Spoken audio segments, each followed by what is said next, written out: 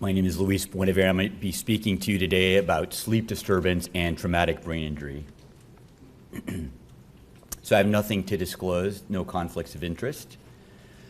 Here's an overview of what I'm going to be speaking to you about today. So first I'm going to describe what is normal sleep, and then I'll give you a definition of insomnia. Then I'd like to give you a little bit of an overview of sleep disturbance and traumatic brain injury, more specifically the prevalence of sleep disturbance and traumatic brain injury. And then I'll talk about what do you do about it? How do we treat it? And so I'll give a kind of a little background in the pathophysiologic and behavioral perspectives of insomnia, and then discuss cognitive behavioral therapy for insomnia. So sleep is basically divided into rapid eye movement and non-rapid eye movement sleep. We spend most of our time, approximately 80% of our time, in non-rapid eye movement sleep. And within non-rapid eye movement sleep, it's subdivided into three different stages 1, 2, and 3. So stage 1 is kind of the transition from wakefulness to sleep, where your body starts to relax, people start to fall asleep. We spend approximately 5 to 10% of our total time asleep in stage 1. Stage 2 is light sleep, but it's sleep. Brain activity definitely slows down and starts to stabilize, and we spend the majority of our time asleep in stage 2 sleep, about 50% of our time. Non-rapid eye movement stage 3 is what we refer to as slow wave sleep, delta wave sleep. So your brain waves are slow, high amplitude delta waves. Typically during stage 3, you have body and tissue restoration. And on average, people spend about 20% of their time asleep in stage 3 sleep. Rapid eye movement sleep accounts for about 20% of our time asleep. And during REM sleep, you can experience some hallucinations, sometimes during sleep and wake transitions, secondary to arousals. REM is usually associated with learning and memory consolidation. It's also characterized by atonia. So there's a loss of muscle tone, so you have the sleep paralysis. And although you can dream in any stage of sleep, dreaming is most associated with rapid eye movement sleep. And so you have atonia, so you're not kind of acting out your dreams. There's a sleep disorder, REM behavior disorder, which is, the prevalence is very low, but in Parkinson's patients, it's almost like between 40 to 50%. Where the neurological centers involved in controlling kind of movement and so forth, there's kind of a degeneration and people kind of act out their dreams. REM sleep is also characterized by desynchronized fast frequency EEG sleep, and there's an increase in heart rate. There's also variability in heart and respiration rate, and thermal regulation is also disrupted. So here's a hypnogram. Here is what sleep should look like ideally. So as you can see, REM sleep is the red bars, and people get most of their rapid eye movement sleep in the second half of the night. Deep sleep, or stage 3, is kind of the darker blue bars, and people get most of their slow wave or deep sleep in the first half of the night. So typically what happens is you progress through the different stages, and that's referred to as a cycle. A cycle can last up to 90 minutes approximately. So from when someone falls asleep until they enter their first stage of rapid eye movement sleep, typically that takes anywhere from 80 to 100 minutes with an average of about 90 minutes.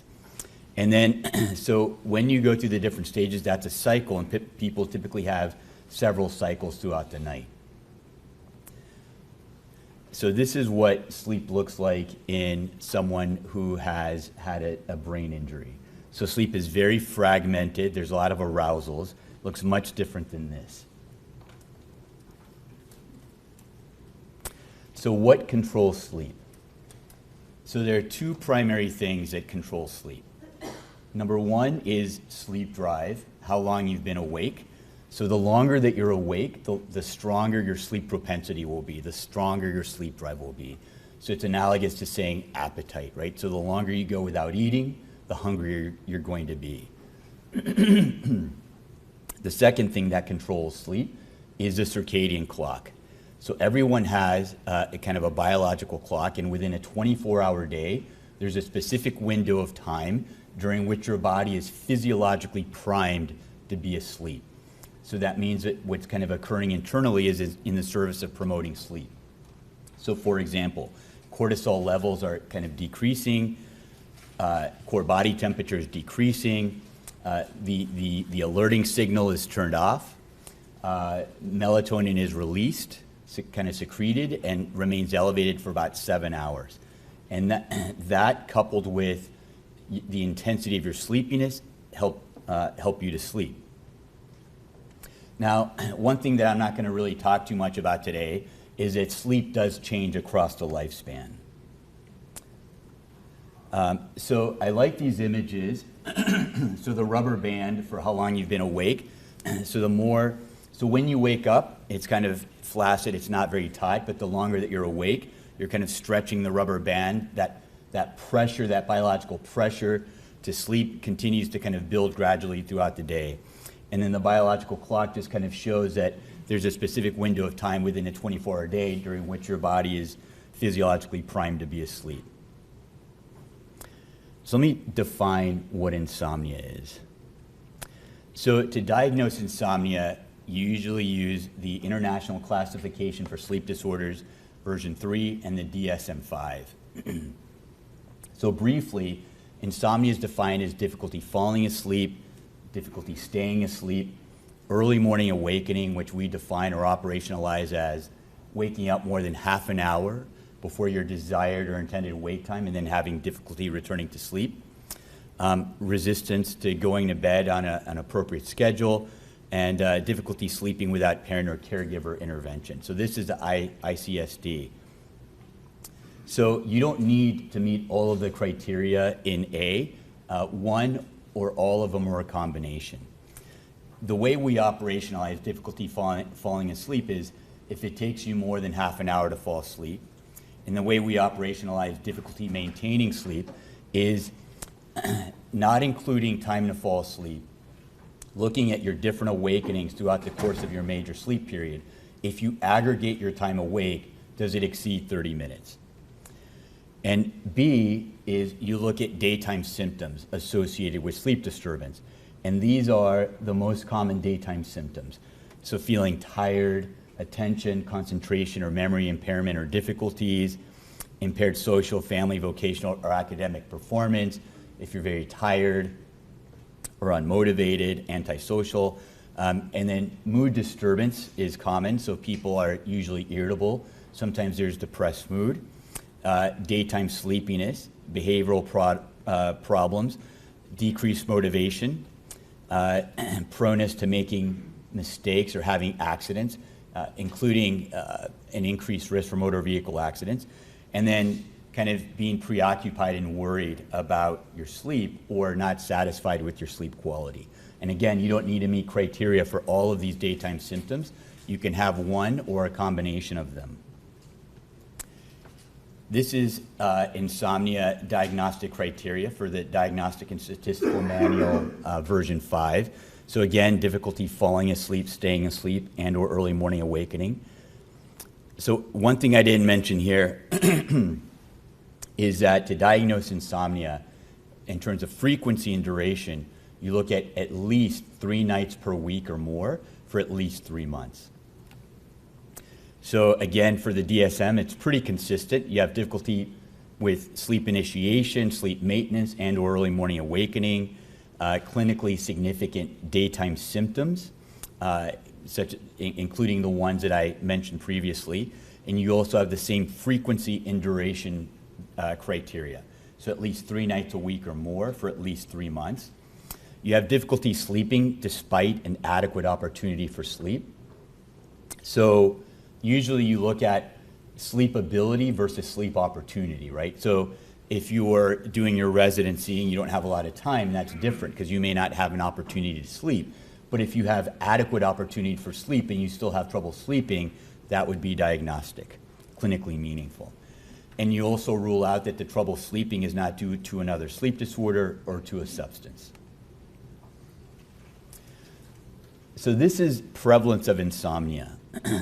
So trouble sleeping is pretty common.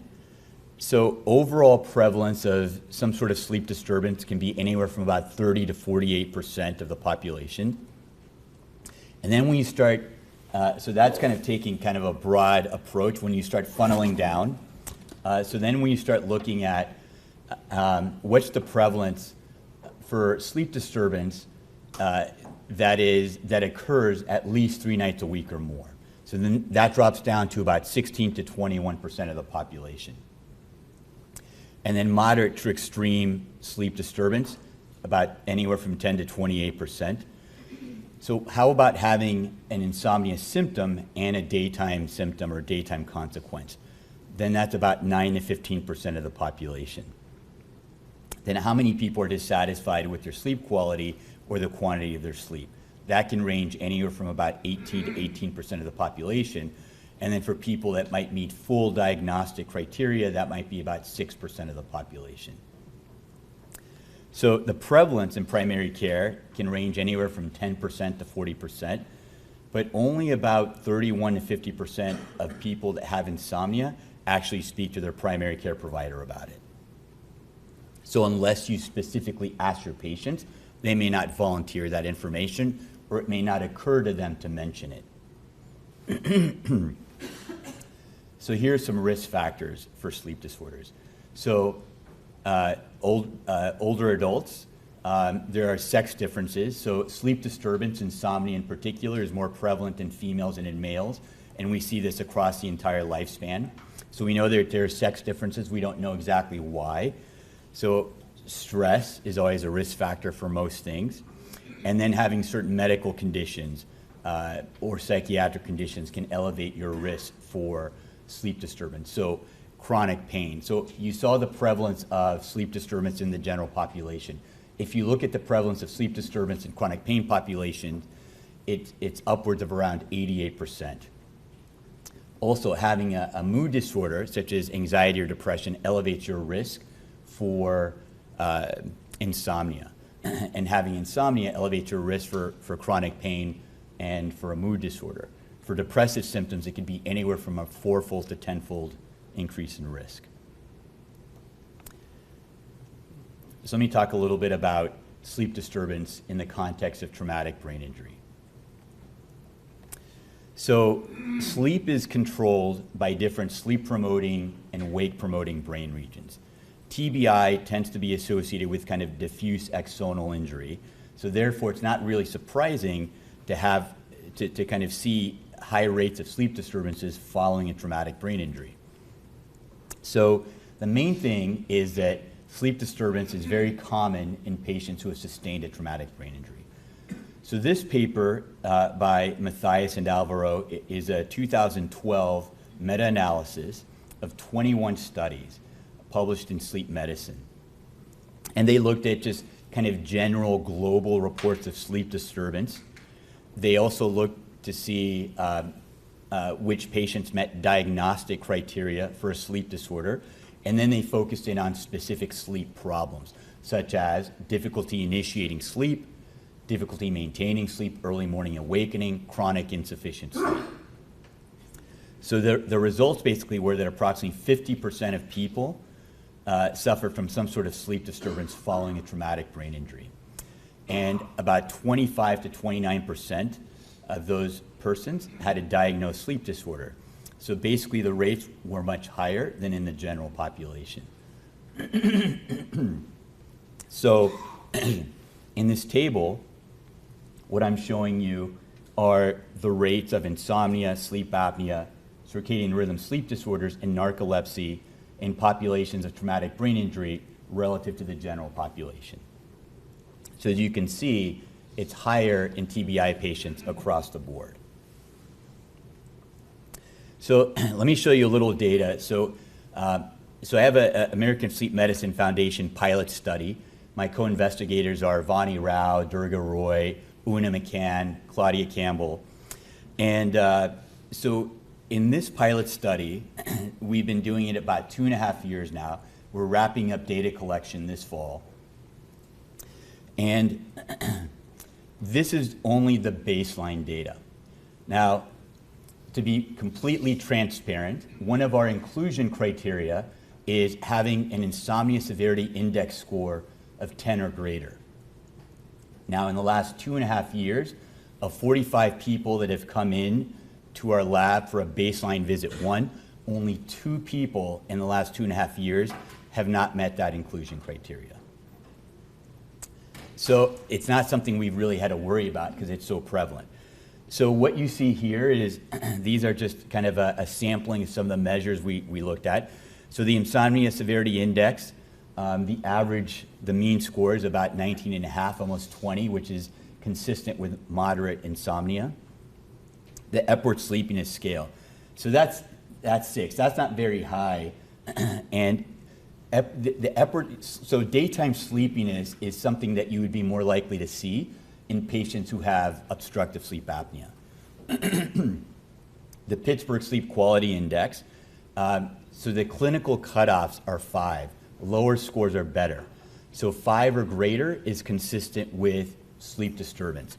So on average, in our population, it's about 13. So this is a small sample size, by the way. This is about 33 to 34 people. So the GAD, so depressive, so anxiety symptoms were, I think a 6, probably a little bit lower. So I think that's consistent with mild anxiety symptoms. And the PHQ-9 was consistent with moderate depressive symptoms. And then the PCL5 for PTSD, so I don't really use that scale very often. I think that 33 is the cutoff to meet DSM-5 diagnostic criteria for PTSD. We're going to take a closer look at that, kind of looking at the different domains. So as you can see, sleep is correlated with anxiety and PTSD symptoms. So here's EEG sleep. So in this study, what was different is that we measured sleep in multiple ways. So we use ambulatory sleep EEG monitoring. So we give people a sleep profiler, which is this device. It's a little box with a headband. It has 3 electrodes, and they wear that at baseline, post-treatment, and then 3-month follow-up. They also use actigraphy. So an actigraph is a wrist-worn device. It looks like a fitness tracker, and it's FDA approved to measure sleep. It's widely used clinically and also, more in clinical research. These data here look at the EEG sleep. So time in bed, people spend roughly about 8 hours in bed. Their total sleep time is about 5 hours. So they're spending an excessive amount of time in bed relative to how much time they're actually sleeping. So their sleep efficiency is, so to calculate sleep efficiency, that's a widely used metric in what we do both clinically and in terms of research. So sleep efficiency tells you how efficient is the person's sleep. So mathematically, you compute that by taking the total sleep time, dividing it by the time in bed, and it tells you of the time that they're spending in bed, what percentage of that time is being spent asleep. So 66.5 is low. The goal is to have people, so clinically, when you treat people, you want them to hit a sleep efficiency of 85% or greater. Sleep onset latency is a metric of approximately how long it takes people to fall asleep. And what we look at is over under 20 minutes. Ideally, we want our patients to be falling asleep within 20 minutes. Wake after sleep onset looks at aggregated time awake across the different awakenings throughout the major sleep period. That does not include the time to fall asleep. So again, the cutoff for that, in terms of clinical meaningfulness, is 30 minutes. So what you see here is that this population has chronic insufficient sleep. They're very inefficient sleepers. They spend long periods of time in bed, lying awake, and their sleep is very fragmented. And this is the type of sleep that also, so when we look at this, so this is the type of sleep that is also seen in chronic pain patients that then adversely affects your body's kind of endogenous pain modulatory abilities. All right, and so this is just kind of looking at, so each row represents a patient. The kind of the top row is looking at people whose sleep is more fragmented. The bottom half is people whose sleep is less fragmented. And then on the bottom is kind of clock time. And what you see is that kind of in terms of circadian anchoring, kind of having consistent bedtimes and wake times, these patients have a lot of variability in bedtimes and wake times, and not very much, and you can't really appreciate in this figure too well, but they don't have very much deep sleep either. So, yeah. These are, what state of TBI? So these are, acute, chronic? So these are patients who meet diagnostic criteria for, so mild to moderate TBI within the last 5 years. So they have to be more on the subacute chronic stage, I'm presuming, and moderate. Right. Yeah. Okay. So sleep disturbance and number of TBIs. So there's likely an association, very likely an association between frequency of TBIs, or how many number of traumatic brain injuries one person has had, concussions, and sleep disturbance. So in this study, 2013 study of 150 military personnel, so rates of insomnia were assessed by the Insomnia Severity Index. They were higher in people who had a greater number of TBIs. So 6% for no TBIs, 20% for single TBIs, 50% for multiple TBIs. Now, regarding whether TBI severity is associated with sleep disturbance, so that the findings are mixed. It's kind of unclear. Some studies have reported a relationship, other studies have not reported a relationship. So there are a lot of risk factors for why someone would develop trouble sleeping following a head injury. I'll just kind of go through this list. So lack of daytime structure. So many times patients who have sustained a head injury, when they're in the kind of the rehabilitation or healing stage, they're not as active as they were premorbidly. There's a lot of daytime napping that can interfere with nighttime activity. They don't have a lot of structure to their days. So if you kind of think about, when you're working, you're really busy, or whether you're in school or doing a residency or a kind of a fellowship, and then you have a break, you may absolutely do nothing. You may get up at the crack of noon and, watching TV all day and movies, and so your sleep schedule becomes dysregulated. Pain is also a factor that increases someone's risk for sleep disturbance. And so many times people that have had a TBI now are experiencing pain, have increased pain. And so we know for a fact, as I mentioned before, the prevalence of sleep disturbance in chronic pain populations is upwards of around 88%. And pain can interfere with both sleep initiation, sleep maintenance.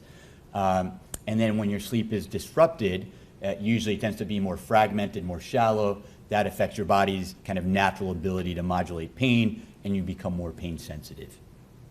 So alcohol and illicit drugs. So people try to cope, use a lot of different coping strategies to try to manage their sleep disturbance. And so they turn to a number of different drugs, or there's substance abuse to begin with. But I can tell you that I see, even clinically, we have a lot of patients in our clinic, many of whom are also health professionals and know better, that kind of self-medicate with alcohol. So using alcohol and substances is associated with fragmented sleep and poor sleep quality. And then there's over-the-counter sleep medication. So many people start taking things like Tylenol PM, Benadryl, etc.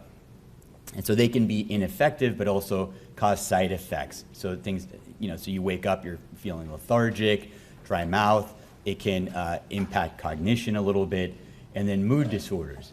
So there's a high prevalence of mood disorders in TBI patients. All right, so now let me start transitioning a little bit to insomnia, and talk a little bit about how you manage insomnia in different populations. So first, let me kind of review the 3 pathophysiologic process model. So these are the 3 pathophysiologic processes that are hypothesized to drive insomnia. So hyperarousal, kind of chronobiologic dysregulation, and homeostatic dysregulation. So I talked a little bit before about what controls sleep. So sleep drive, that would be homeostatic dysregulation, and your biological clock, which would be chronobiologic dysregulation. I'll talk a little bit more about that. So what is hyperarousal? So hyperarousal is being in a physical and mental state that is incompatible with sleep. So that's usually having a lot of kind of psychophysiological arousal or CNS arousal. So how does that happen? Well, there's a lot of different ways, right? So it could be kind of a genetic predisposition. It could be social, environmental. So if you live in an area that there's a lot of kind of noise or chaos. So if you live, let's say, for example, in a part of the city where there's a lot of traffic or you hear a lot of kind of outside noise, that could be disruptive. Social, if you have a bed partner who has a kind of a sleep disorder or keeps odd hours, that could be disruptive. It could also be kind of personality. So, for example, if type A personality or someone, if you're more kind of high in anxiety or neuroticism. So there's a lot of reasons, but the most common way in which someone develops, becomes kind of hyper-aroused is through the process of classical conditioning. So there's a term called conditioned arousal. So essentially what happens is one thing that people that have insomnia have in common is that they spend an excessive amount of time lying in bed awake, not sleeping. And so what they do is they'll try to go to bed earlier, they'll try to sleep in because they want to give themselves the greatest opportunity possible in order to sleep. But the fact remains that they spend the majority of that time in bed actually awake. So they begin to engage in non-sleep related activities in bed.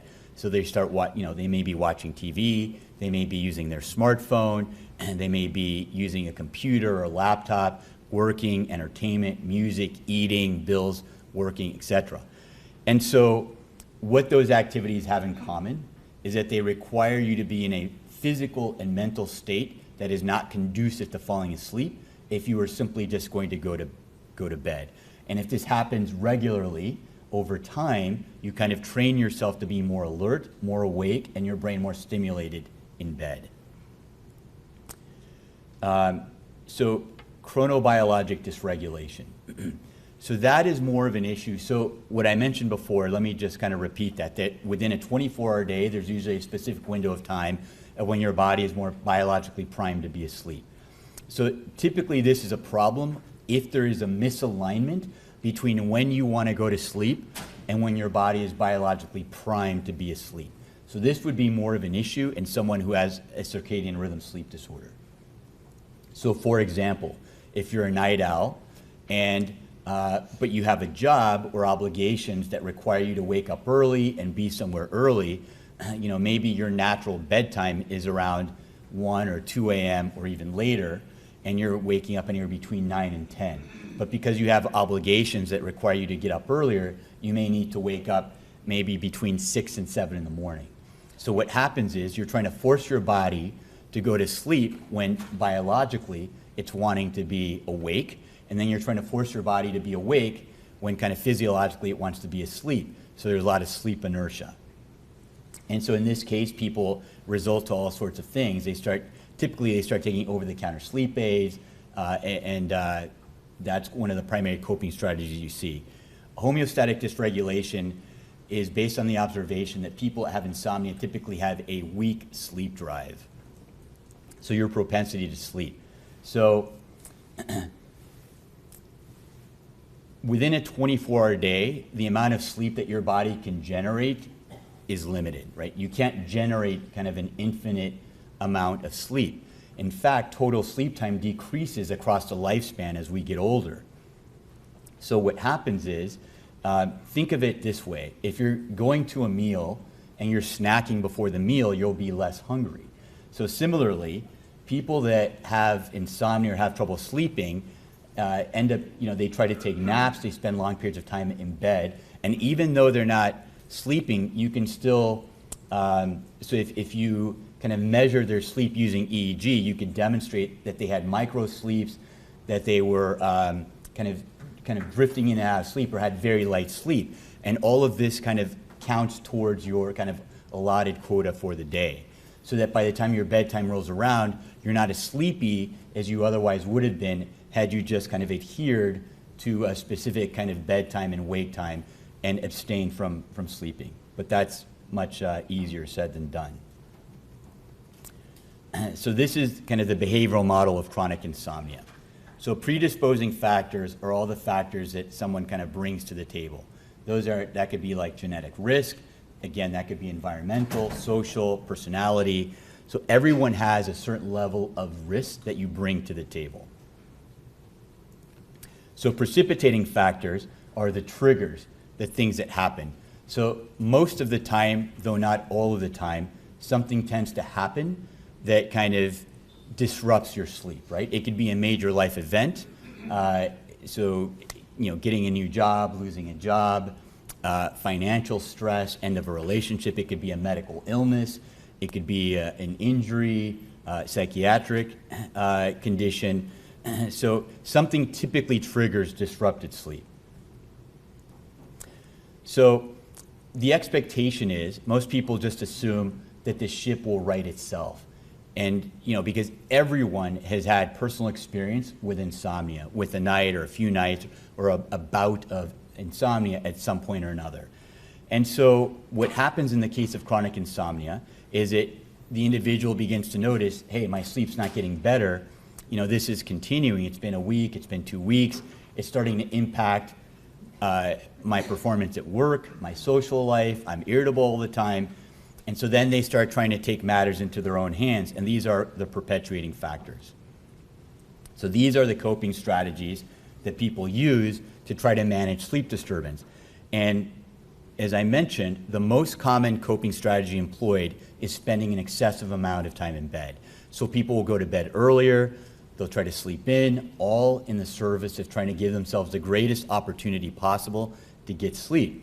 Except the problem is they're not sleeping, because again, what they're doing is they're training themselves to be a bad sleeper. And then people develop, poor sleep habits. They may start using drugs or alcohol, different over-the-counter sleep aids, and then they train themselves to be more alert and awake in bed. So over time, what happens is that what may initially have triggered your sleep disturbance loses stimulus value, right? So it doesn't contribute as much in terms of if you're looking for the factors that are accounting for the variance in your sleep disturbance, it doesn't contribute as much to your sleep disturbance as do the perpetuating factors. So now what's kind of maintaining, perpetuating, and exacerbating the sleep disturbance are the maladaptive coping strategies that the patient or the individual is using. So what do we do to treat people that have insomnia? We use cognitive behavioral therapy for insomnia. So CBTI for short. So CBTI is the first-line treatment for adults with insomnia. So in July of 2016, the American College of Physicians published a kind of clinical practice guidelines that basically stated that for adults with insomnia, the first line of treatment should be CBTI because the lines of evidence are strong. So when you look at the treatment outcome research, comparing CBTI head-to-head to FDA-approved hypnotics, such as Ambien or Lunesta, what you find is that for acute insomnia, so less than, we'll say, 6 months in duration, CBTI is as effective as pharmacotherapy with no side effects. For chronic insomnia, which is a duration of greater than 6 months, CBTI is considered to be superior because the treatment effects are more durable, meaning that you can see improvements in sleep metrics up to 24 months post-treatment, and there's no side effects. Whereas typically with many kind of pharmacological agents, what you tend to see is that when you stop or discontinue the medication, symptoms tend to return. So it's also the first-line treatment for chronic insomnia. And so there's a National Institutes of Health State of the Science panel calls for a new look at treatments commonly used for chronic insomnia. American Academy of Sleep Medicine Practice Parameters 2006 basically stated that CBTI should be the standard treatment for chronic primary insomnia, for chronic insomnia in older adults, standard treatment for chronic sedative hypnotic users, and for secondary insomnia. Now, what's different, right, so that was in 2006, this was in 2016, and new diagnostic criteria got rid of the primary, secondary insomnia. Now the way it's kind of classified or conceptualized, it's either chronic or acute. So what's been also shown is that CBTI is effective not only in patients that have insomnia, but it's also been shown to be effective in patients that have sleep disturbance who also present with a variety of different medical and psychiatric disorders, including different psychiatric disorders, chronic pain, cancer, HIV, panic disorder, depression, alcohol. So TBI. So last I checked, there are about 3 small studies looking at CBTI in TBI patients. They show that it's effective, but one was a case study, one was a sample size of about 11, and another one, I think the sample size was around 30. But they all demonstrated effectiveness. And so, you know, hopefully our study will be kind of contributing to that body of literature as we have both objective and subjective measures of sleep, as well as kind of neuropsychiatric outcomes. So what is CBTI? So it's considered to be a multi-component treatment. This is kind of an example of what kind of a standard CBTI package might look like. So it's comprised, so the first 3 components are in bold because those are kind of the standard components of a CBTI treatment. So stimulus control, sleep restriction, and sleep hygiene. And I'll kind of go over in detail what these are. So for stimulus control and sleep restriction, there's overwhelming empirical support for their efficacy. They can be standalone treatments. Sleep hygiene is typically used to supplement and enhance overall treatment outcomes, and but it's not using that alone. So the data doesn't support using that as a monotherapy. Using that alone, it's usually used to kind of supplement the core components. Now, relaxation therapy and cognitive therapy are usually included in this if it's clinically indicated, right? So one thing that people have in common people have insomnia have in common is that they have a lot of psychophysiological arousal.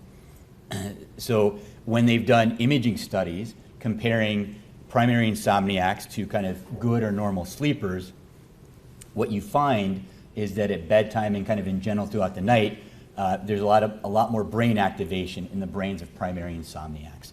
And it's also common for people who have insomnia to have many sleep interfering thoughts at night that then can kind of trigger or kind of amplify that psychophysiological response. So relaxation therapy is often included to give the person skills to manage that.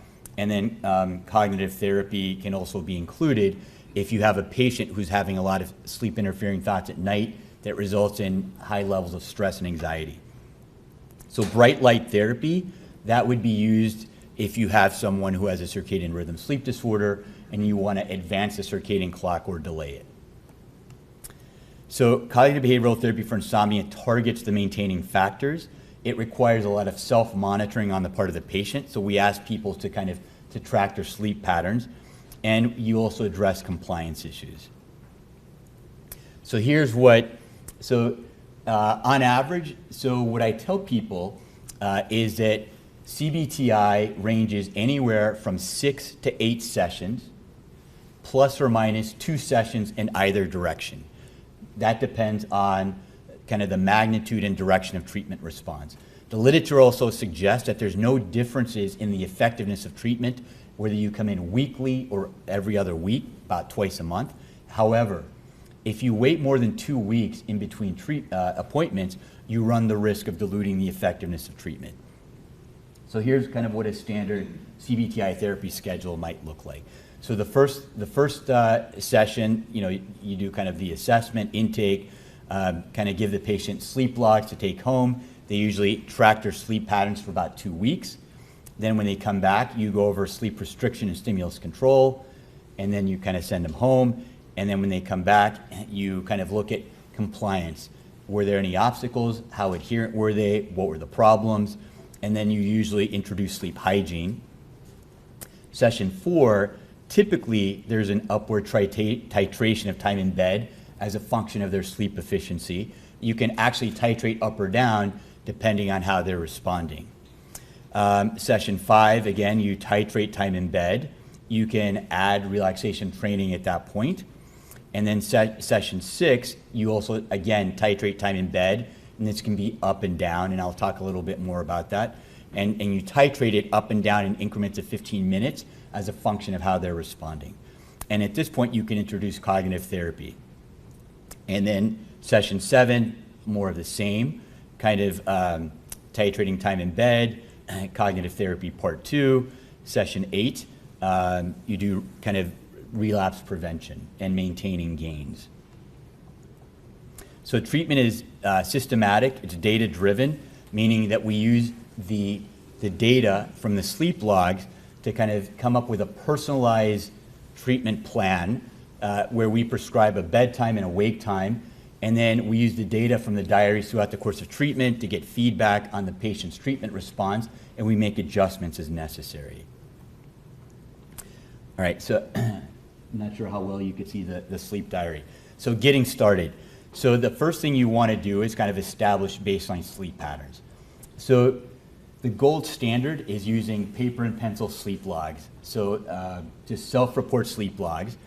But in populations who might have cognitive impairment or memory issues, you can use an ActiWatch. And that's kind of the one that we use in our studies across all our different studies.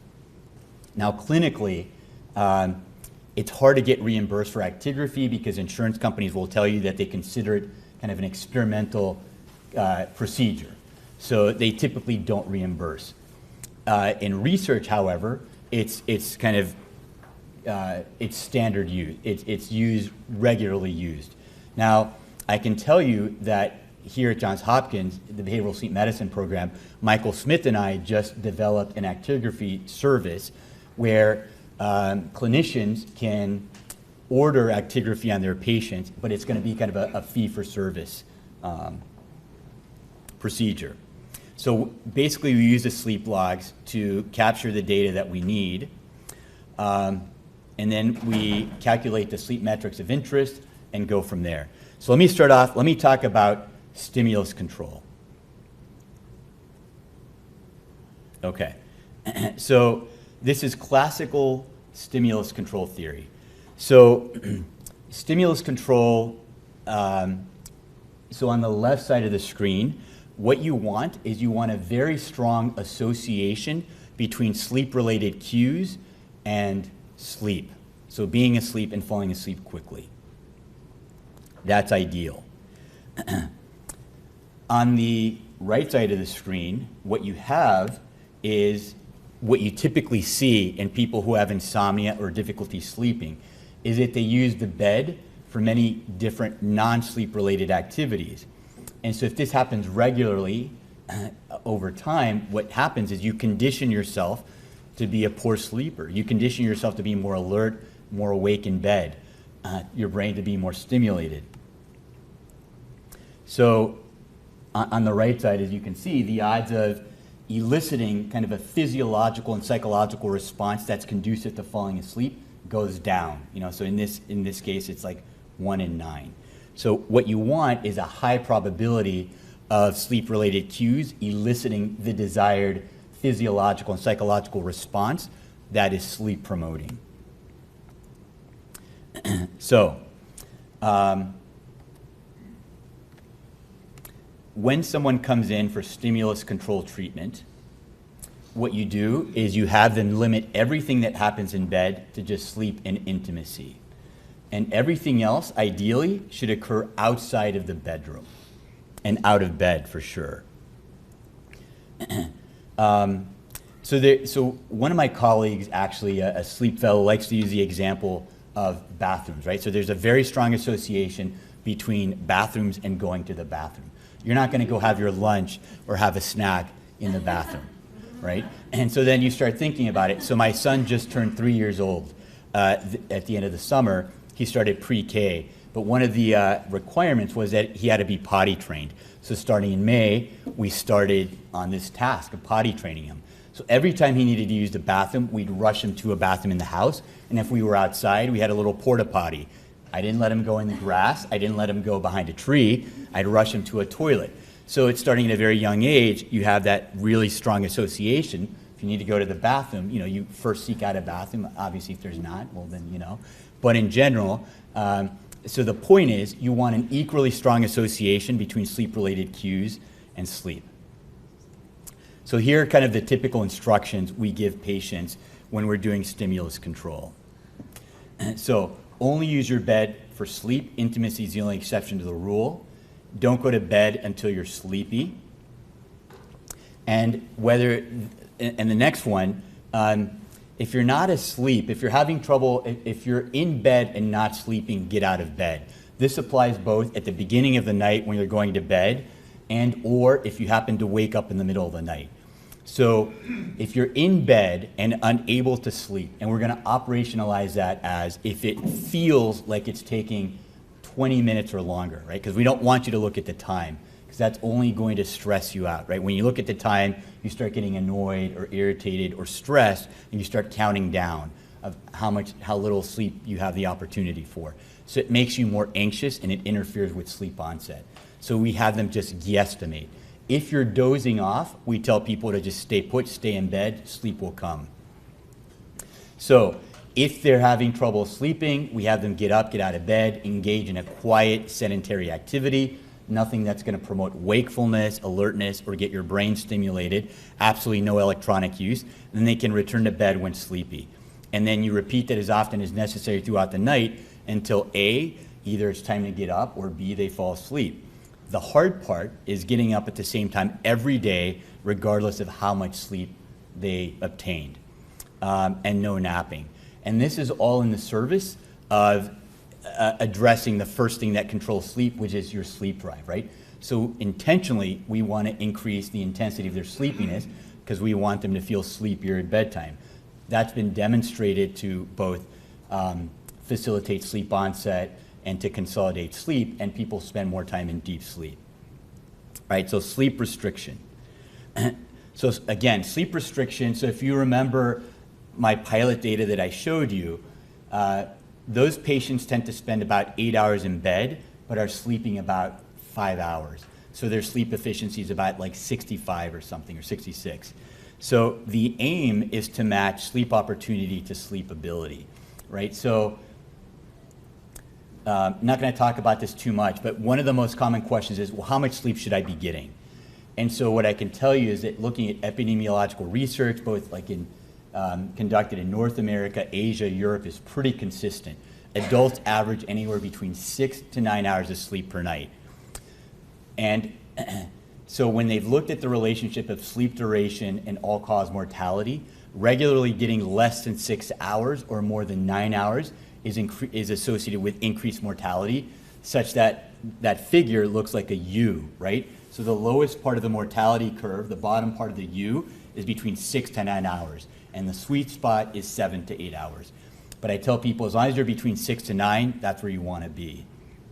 And so, again, people have that kind of maladaptive thought where they're thinking, well, if I'm in bed 10 hours, maybe I can sleep, 6, 7, 8 hours, but then their sleep will be fragmented and shallow. So the idea, again, is to match sleep opportunity with sleep ability. And so kind of when you figure out time in bed, you ask people, all right, well, what time do you need to get up to start your day? What time do you need to wake up? And then you kind of look at the sleep logs and look at their average total sleep time across the period of 2 weeks.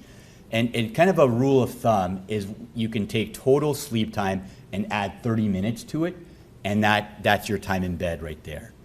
However, you typically don't want to restrict less than 5.5 hours. And there's some contraindications, which I'll kind of talk about. Again, we have people keep a log, review expectations. So, right, it may be contraindicated in borderline personality disorder and epilepsy, and I'll talk about that a little bit. So here's an example of a sleep log that we use in lab, right? So we have the paper and pencil, but we also have an Excel spreadsheet that has been customized. And we have people enter their data, and then it also creates these figures for us. And what you're looking at in this graph, so the top line is average time in bed, the bottom line is average total sleep time. And this is from a patient that we saw in clinic. And so the baseline, as you can see, this person was spending about 7 hours and 45 minutes to about 8 hours and 15 minutes in bed, but was only averaging about a little over 4.5 to a little under 5.5 hours. So as you can see, we restricted opportunity for sleep. And so the idea is that you want the trajectory of time in bed and total sleep time to converge across time, because the space in between those two lines represents time awake in bed. But looking at week 1 and week 2, that's your baseline data, and you use that to kind of come up with a prescribed bedtime and prescribed wake time. This person had kind of a very good outcome. His total sleep time increased, became a much more efficient sleeper. And when you decrease time awake in bed or sleep fragmentation, sleep tends to deepen, and that's usually associated also with increased perception of sleep quality. So sleep restriction.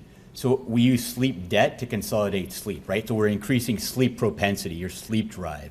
So the sleepier you are, the deeper you're going to sleep, and the fewer times you're gonna wake up.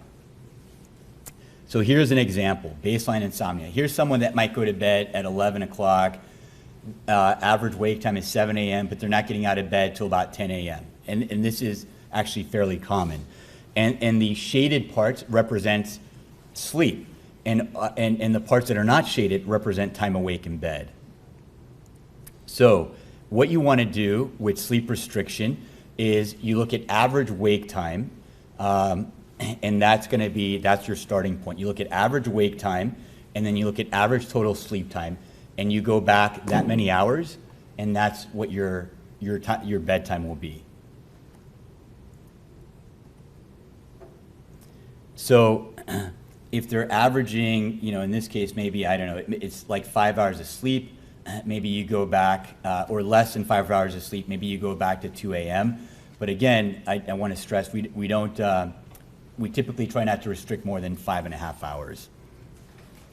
So then, when they come in for treatment, what you do is you review the sleep log, you talk about adherence, compliance, you kind of address any adherence issues. But in terms of increasing opportunity for sleep, what you do is you look at the sleep efficiency.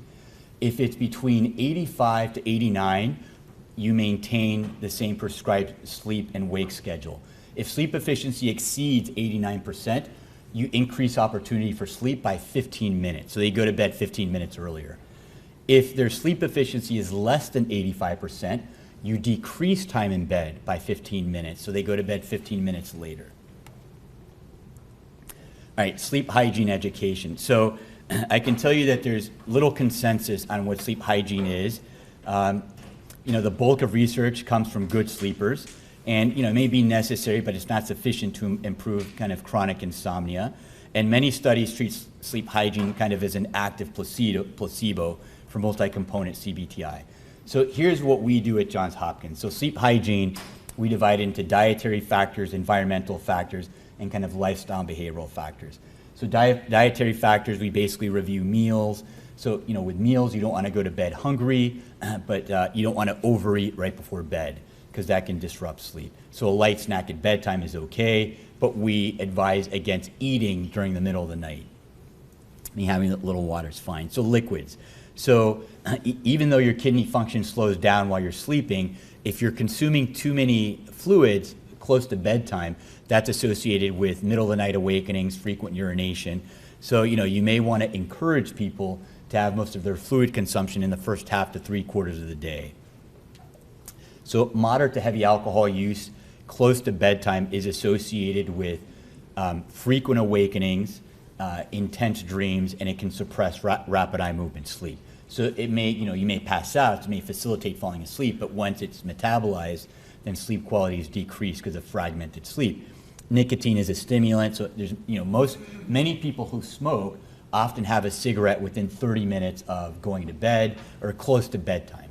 And also in our patients, of those people that smoke, it's not uncommon to see patients have a cigarette during a middle of the night awakening. And then the general rule of thumb with medications is to encourage people to have a conversation with their prescribing providers about the side effect profiles associated with their medications and whether there are any implications for disrupting sleep. And then they may want to kind of think about a different time to take it. Environmental factors, so temperature, light, and noise. So, for temperature, typically what's happening physiologically is your core body temperature is dropping, right? So that's very individual, right? So you don't want to be too hot, you don't want to be too cold. Naturally, what's happening is your core body temperature is dropping. That facilitates sleep. There's some research on a technique called passive body heating, which involves taking a hot shower anywhere from 2 to 3 hours before bedtime. So what that does is it artificially elevates your core body, your body temperature rather, and then when you get out, it drops very quickly to catch up to where it otherwise would have been. And so that quick drop in temperature can help to facilitate sleep onset. Light is probably, I think, the most important sleep hygiene factor because light is one of the factors that regulates sleep. So light helps to keep your circadian clock in sync with the night and day cycles of the earth. And light can also impact endogenous melatonin. So the general rule of thumb with light is get plenty of light, particularly if possible natural light in the first half of the day before 12 noon, and at night you want to keep the lights dim and soft. Exactly. And then you want to try to unplug from electronic devices, namely smartphones, computers, about 2 hours before bedtime, because typically your body starts secreting melatonin about 2 hours before bedtime, your kind of regular bedtime. And levels of melatonin stay elevated. So what melatonin does is it sends this chemical message to your brain to suppress the alerting signal, which then can facilitate sleep. But bright light and blue and green wavelength light neutralize the effects of melatonin. And so the difference between a television and electronics is you can sit 6 feet from your TV, but you're not going to hold your phone or your computer 6 feet from your face. So noise. So even noise that doesn't result in a frank awakening can still be associated with an arousal, so a disruption to the continuity or the depth of your sleep. So lifestyle, so I'm going to kind of speed up as I had plenty of time, but now looks like we're running out of time. So exercise is good, avoiding naps, but if you're going to take a nap, limiting it to 30 minutes or less, consistency in bedtimes and wake times. So people oftentimes worry close to bedtime, so there's a technique called planned worry where you give people an assignment to kind of identify a time distal to bedtime where they kind of problem solve things that are on their mind, turn their clock around, avoid clock watching, and reduce excessive time in bed. So I think most people here are probably familiar with relaxation training. So simply what I'll say about this is that the purpose of relaxation training is to elicit a physiological relaxation response, and with the goal of helping place the individual in a physical state and possibly mental state that is more conducive to falling asleep. The most commonly used techniques are abdominal breathing or diaphragmatic breathing, progressive muscle relaxation, and guided imagery. There's research behind these. You ask people, what do you like to do for relaxation? They might say, well, I like to have a beer and watch a ball game or watch a movie. And that sounds lovely, right? But we conceptualize that as entertainment and not as relaxation, right? Because what you're looking at is the likelihood of eliciting a physiological relaxation response. I think most people here are also familiar with cognitive therapy, so I'll just quickly say, so many people have sleep interfering thoughts, right? And so we know that thoughts, emotions, and behaviors are all interrelated, and that thoughts influence emotional states and behaviors. And so the idea is that maladaptive thoughts result in emotional states that can then trigger a stress response, a fight or flight response, and also result in, and when that happens, that then again results in a physical and mental state that is incompatible with with sleep. So we do a lot of cognitive restructuring. There's a workbook that I recommend to my patients called Mind Over Mood. You can order it on Amazon. It's about $14. You can check it out at the library. And I think it's a really good workbook, and it's pretty much this, just cognitive therapy. So words of wisdom: sleep will get worse before it gets better. You want them to commit to the process, not going to be cured in one night. So it's skill acquisition, which I'm sure you use in CBT, telling people that, just like if you're learning a new language or a new skill, it doesn't happen in one day. Set long-term goals, so short-term pain for long-term gain, and set appropriate expectations. So not every night of sleep is good. It's normal for people to awaken throughout the night. So oftentimes people have insomnia, have this misperception that good sleepers get fabulous sleep 365 nights a year. So you have to kind of help them understand that that's not the case. People don't, it's normal to wake up. So what are some of the cautions? So you don't want to restrict too much because it could increase daytime sleepiness, which can then increase risk for motor vehicle accident or accidents. Sleep deprivation can lower seizure threshold, so you have to be cautious with epilepsy patients, and it can trigger a manic episode in some vulnerable patients. So bipolar type 1, so something to be mindful about. And in about 15% of patients, relaxation therapy can have this kind of paradoxical response where people feel anxious instead of relaxed. So lastly, when to refer. So if you suspect sleep apnea, so if someone has excessive daytime sleepiness, if there's witnessed apneas, if there's wake up gasping for breath or choking, if they're not responsive to standard insomnia treatments, then you may want to refer to a sleep clinic or for a sleep study. And so this is an app that's available. This is free to download. This was developed by Stanford and the VA Medical Center. It's developed for veterans. It's free. It's usually used as an adjunct to therapy, and it's a standalone educational tool. So these are the 4 take-home messages that you can give your patients. Reduce time in bed.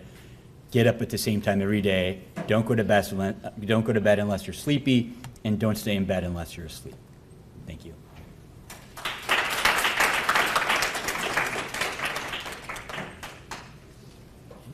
Yes. Question.